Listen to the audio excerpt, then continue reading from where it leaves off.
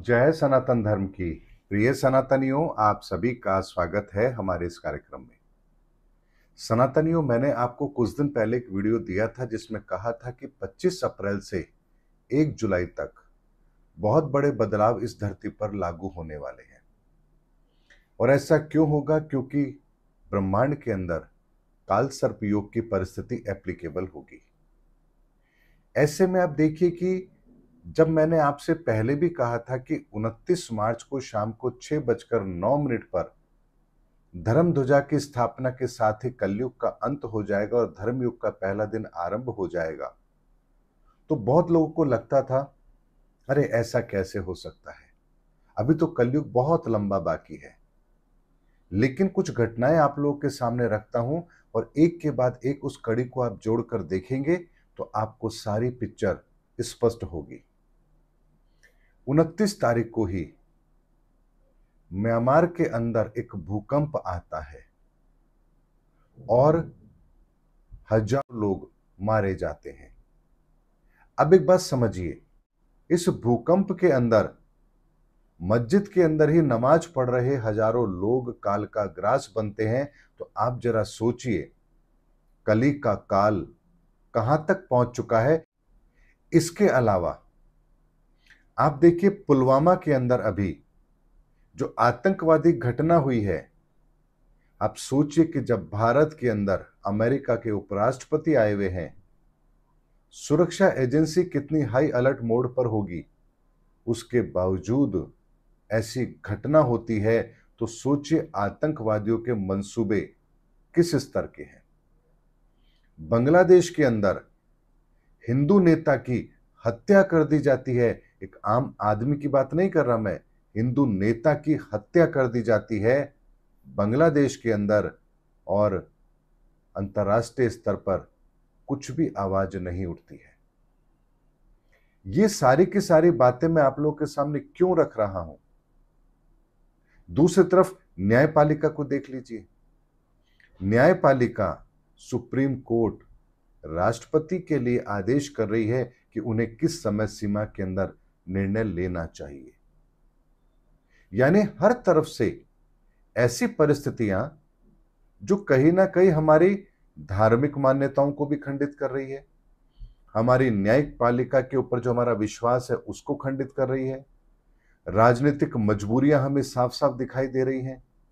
और उससे भी ज्यादा बड़ी बात कि अंतर्राष्ट्रीय स्तर पर आप देखेंगे तो चाइना और अमेरिका ऐसे लड़ रहे हैं जैसे गली के दो गुंडे लड़ते हैं। ऐसी परिस्थितियों में आप जरा सोचिए, कौन सी ऐसी जगह बची है जहां आपको इस समय शांति और स्थिरता दिखाई दे रही है? तो क्या ये कलयुग का परिचय नहीं है? क्या आपको नहीं लगता कि इस समय पर जो माहौल चल रहा है, ऐसा माहौल तो पहले कभी देखा ही नहीं? अगर आज की डेट में आप 100 लोगों से ये पूछेंगे कि कैसा चल रहा है समय, तो 100 में से 100 लोग ये कहेंगे, समय का तो पता नहीं लेकिन मन बहुत अशांत है। एक अजीब सी घबराहट, बेचैनी न जाने क्यों मन को परेशान कर रही है।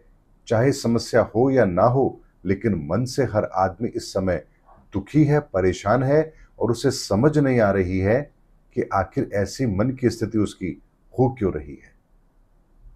इसीलिए सनातनियों एक बात को समझिए, मैंने 2018 के अंदर आपको ये बात कही थी कि आने वाले समय के अंदर 2027 तक इस दुनिया की एक भी परिस्थिति, ऐसी समस्या शेष नहीं रहेगी जिसका समाधान हमें ना मिले।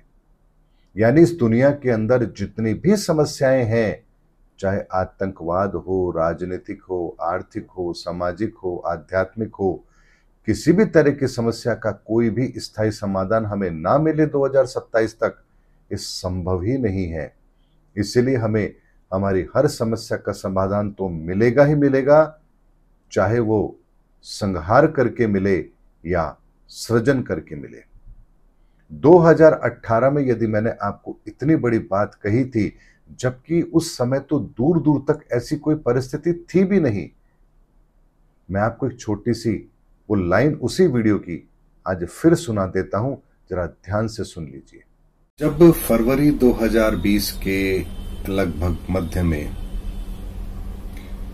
शनि पुनः अपनी ही राशि में यानी कि मकर राशि में प्रवेश करेंगे, और जब ये मकर राशि में प्रवेश करेंगे तब शनि अपनी ही राशि में होंगे, यानी न्याय भी खुद करेंगे और दंड भी खुद ही देंगे। उस न्याय को अपने अंजाम तक पहुंचाने की ताकत भी शनि के पास ही होगी। अब इसका रिजल्ट क्या होगा? आने वाले समय में जो भी परेशानियां उन्हें दिख रही हैं या पूर्व में जो परेशानियां काफी लंबे समय से चली आ रही हैं, उनके स्थायी समाधान भी यहां पर लोगों को मिलेंगे। और पूरी दुनिया में चली आ रही समस्याएं, चाहे वो ईरान इराक की हो, साउथ कोरिया की हो, नॉर्थ कोरिया को लेकर हो, इजराइल को लेकर हो, जम्मू कश्मीर को लेकर हो, धारा 370 को लेकर हो, माओवादी नक्सलवाद, या चाइना का तिब्बत से जो विवाद चल रहा है उसको लेकर हो, चाहे अमेरिका में गोरे और कालों का भेदभाव वाली समस्या हो, या पाकिस्तान में अफगानिस्तान की समस्या हो, हिंदुस्तान की एलओसी की समस्या हो, या हम ये कह सकते हैं समान कानून, एक राष्ट्र एक कानून, महिलाओं की सुरक्षा को लेकर के, ट्रिपल तलाक को लेकर के, या यूं कहिए जितनी भी समस्याएं आप देख रहे हैं पूरे विश्व में, मैं यहां पर सिर्फ और सिर्फ इंडिया की बात नहीं कर रहा हूं दोस्तों, विश्व में जितनी भी समस्याएं आप लोग देख रहे हैं फरवरी 2020 के बाद से लेकर के अगले 5 वर्ष के अंदर अंदर, यानी तकरीबन 2025 हम 2026 तक का समय ले सकते हैं, यहां पर इन सभी समस्याओं का स्थायी समाधान पूरे विश्व को देखने को मिलेगा, ये बात निश्चित है। यानी विश्व के अंदर जो अब समस्याएं चली आ रही हैं ये ज्यादा समय तक चलने वाली नहीं है, इनमें परिवर्तन आएगा, इनके स्थायी समाधान निकलेंगे, और जो भी इन समस्याओं की मार्ग में बाधा बनेंगे, यानी इन समस्याओं को सुलझाने के मार्ग में जो लोग भी बाधा बनेंगे, प्राकृतिक तौर पर उनकी शक्तियों का संहार, उनकी शक्तियों में कमी आना, उनकी प्रभाव में कमी आना ये जरूर होगा। ऐसे शक्तियों को ताकत जरूर मिलेगी जो पूरे विश्व में मानवता के लिए कार्य करेंगे, पर्यावरण के लिए कार्य करेंगे, देश हित के लिए कार्य करेंगे, जनता के लिए कार्य करेंगे, समाज के लिए कार्य करेंगे, मेडिकल क्षेत्र के लिए कार्य करेंगे, उन्नति के लिए कार्य करेंगे, विज्ञान के क्षेत्र में कार्य करेंगे। ऐसे सभी लोगों को अच्छे परिणाम निश्चित तौर पर यहां मिलेंगे। तो क्या आपको लगता है कि आने वाले समय के अंदर इस दुनिया की कोई समस्या शेष रहेगी?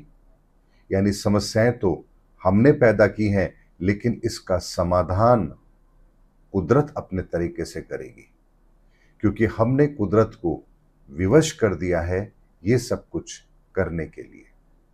इसीलिए इतना ध्यान रखिए सनातनियों, इस धरती का भी एक मैकेनिज्म है जो अपने तरीके से काम करता है। जैसा जैसा हम करते हैं उसके अनुसार ही प्रकृति अपना बैलेंस बनाने के लिए काउंटर रिप्लाई जरूर करती है। इसे आप शतरंज का खेल समझ सकते हैं कि एक चाल हम चलते हैं और दूसरी चाल प्रकृति चलती है। फर्क इतना सा है कि यदि दोनों संतुलन बनाने के लिए चाल चलें तो खेल बहुत ही आनंदमय होता है, और यदि दोनों चाल षड्यंत्र पूर्वक चलें, जैसा कि अमूमन शतरंज के खेल में होता है कि शय और मात का खेल, तो उसमें फिर हार ही होती है एक जने की। इसी तरह से प्रकृति भी हमारे साथ खेल तो खेलती है, लेकिन अगर हम प्रकृति के साथ संतुलन बनाने के लिए अगर शतरंज की तरह खेल खेलते हैं तो प्रकृति हमें मालामाल करती है, और यदि प्रकृति के साथ हम उसका संहार करने के लिए अगर खेल खेलते हैं तो फिर प्रकृति भी शय और मात का खेल जरूर खेलती है। और अब हम उस समय पर आ चुके हैं जब हमारे वजीर, हाथी, घोड़े, ऊंट और पैदल सब मारे जा चुके हैं और अब केवल राजा शेष बचा है और उसको घेरने की तैयारी भी प्रकृति ने कर ली है। इसीलिए सनातनियों, बात बहुत गंभीर है और ऐसे समय में ये जो कुछ भी हो रहा है ये आखिरी प्रहार है कली का इस धरती पर, और उसके बाद ही होगा असली उदय कल्कि का। इसीलिए परिवर्तन की गहराई को समझिए। ये परिवर्तन कोई छोटा परिवर्तन नहीं है, ये युगों में होने वाला परिवर्तन है। उम्मीद करता हूं सनातनियों, आपको मेरी बात अच्छी तरह समझ में जरूर आई होगी। इसीलिए धर्म के पक्ष में खड़े रहिए। अगर आप धर्म के पक्ष में हैं तो कितनी ही प्रलय आ जाए, कितनी ही सुनामी आ जाए, आपका बाल भी बांका नहीं होगा। मिलेंगे अगले वीडियो के अंदर, तब तक के लिए जय सनातन धर्म की, जय सनातन विश्व, जय धर्म युग।